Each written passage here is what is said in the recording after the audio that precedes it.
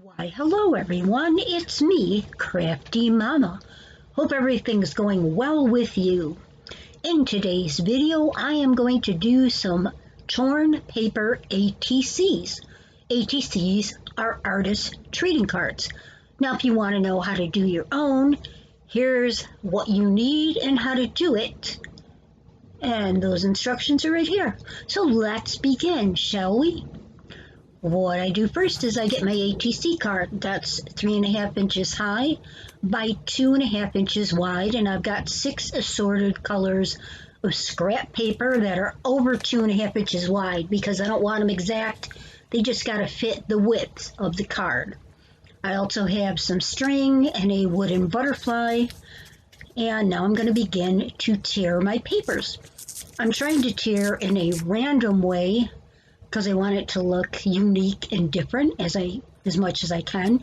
I'm using a glue stick right now, just initially, because, I want to see how it looks, if I like how, the colors are going to come out on the card. And I only glue the top part of the paper. And that's just because I'll show you what I do at the end. I glue it so it stays down better. I glue it a little, and you'll see that in a little bit in the video.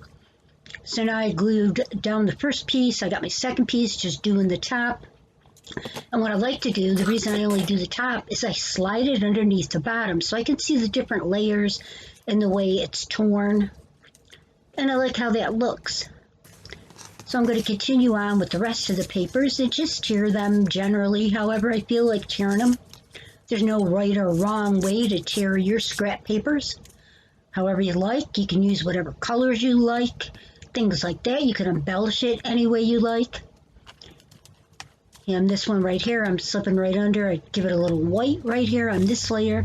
Just try to make sure none of the back of the card, the base of the card, is showing. So here's where I take some of my wet glue and put a little bit on wax paper. And I use a toothpick to go under each layer that is not glued down. The wet glue will hold it better, and it'll also make it so that the layers don't flap or anything and they're more sturdy on the ATC card base. And it's just very simple, as you see me doing, just a little bit. And I'll let that dry before I do my next step. So the next step is obviously to cut the extra parts off your ATC card, the parts that hang over if you have some that do, and I do, so I'm trimming off both of these sides, and I'll trim off a little on the bottom just to neaten it up and make it look better. There, you see, there you go. It all looks pretty good right now.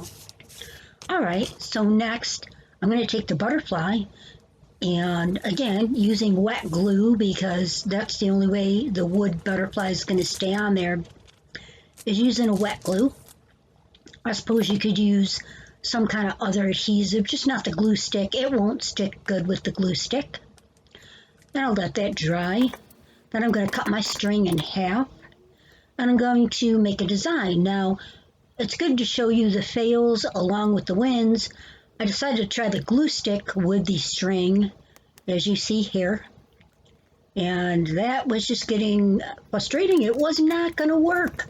So again, I have to bring out the wet glue to get done what I want to get done on this. So I'm just going to draw a little line to put my thread on and make a little design.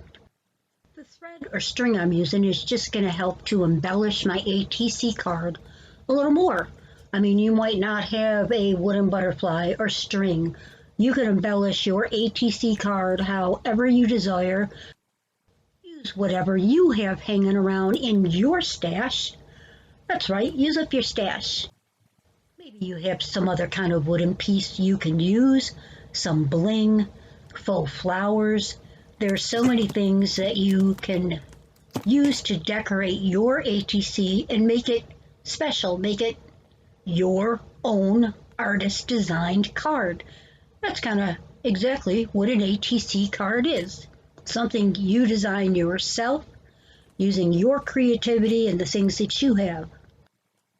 ATC cards are great to send in Happy Mail, or you can also exchange it with some other crafters. You make one for them and they make one for you, things like that. These are the same exact size, ATC cards are the same exact size as pocket letter cards. So you could also create a bunch and put them in a pocket letter if you'd like. Here's my card, but it's gotta dry. And let's see what it looks like dry. Here it is. I think it came out pretty decent. I was following this picture and trying to create it like that. I think I did a pretty good job.